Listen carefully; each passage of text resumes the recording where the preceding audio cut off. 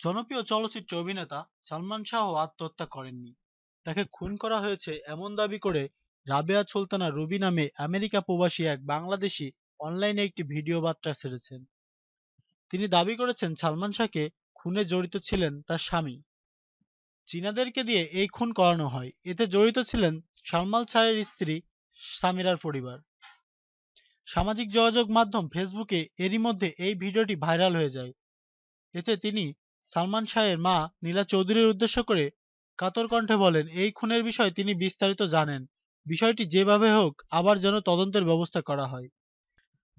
বাংলা চলচ্চিত্রে তোলপাড় ফেলা নায়ক সালমান শাহ ১৯৯৬ সালে ৬ সেপ্টেম্বর মারা যান।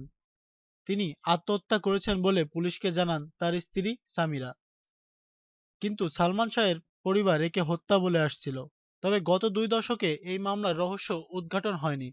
পুলিশ ২ দফা ময়নাতদন্ত করে একে আত্মহত্যা বলেছিল, কিন্তু নারাজি আবেদন করেছেন সালমান শাহের পরিবার।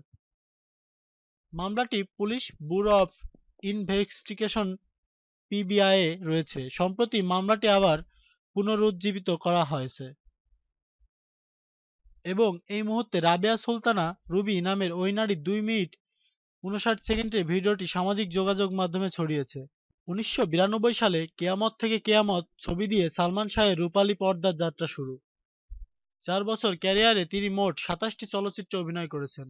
এর প্রতিটি দর্শনাপ্রিয় পায়। বাংলা চলচ্চিত্রের স্মরণকালের ব্যবস্থা সফল সেরা ১০ চলচ্চিত্রে ২, ৩ ও ৪ নম্বরে আছে সালমান শাহ অভিনীত সিনেমা।